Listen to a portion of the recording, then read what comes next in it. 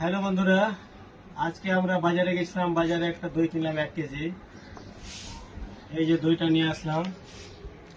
দইটা বলছে 1 কেজি, ভাঁড় বাদে 1 কেজি। তো আমি বললাম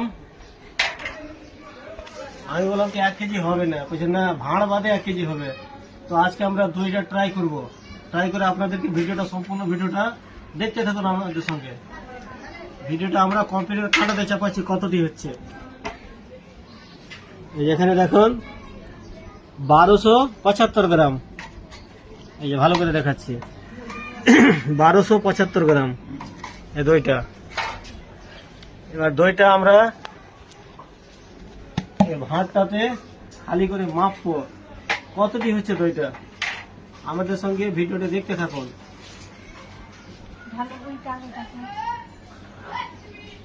ভিডিওটা পুশ কর। ঠিক আমরা দইটাকে বাটিতে ঢালবো। এখানে 16 গ্রাম আছে, 16 গ্রাম মাইনাস 0 করে দিলাম। এবার দইটাকে এখানে ঢালবো, দেখেন কতটি হবে।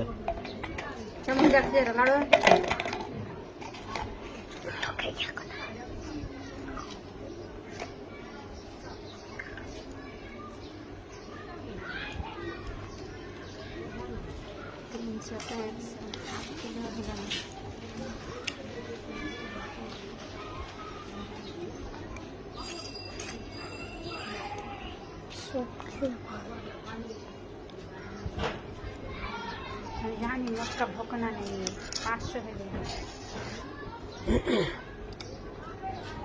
দেখতে থাকুন আমাদের ভিডিওটি। দইটি কত গ্রাম হলো? দইটি মাত্র 500 গ্রাম হলো। দেখেন দই মাত্র 500 গ্রাম। দেখতে পাচ্ছেন এখানে ঢাললাম, এই যে ভাঁড়ে আর নেই। মাত্র 500 গ্রাম দইটি। বাজারে দই কিনে কতটা লস এখানে আপনারা দেখেন, আর ভিডিওটি বেশি বেশি করে শেয়ার করেন। এই দইটি আমি কিনেছি 120 টাকা কেজি। 120 টাকা কেজি দইটি কিনে আমার কত টাকা পড়লো? 500 গ্রাম দই হলো ভাঁড়টা বাদে। এবার ভাঁড়টা মাপছি, দেখেন ভাঁড়টা কতটি হচ্ছে। ভাঁড়টা 750 গ্রাম।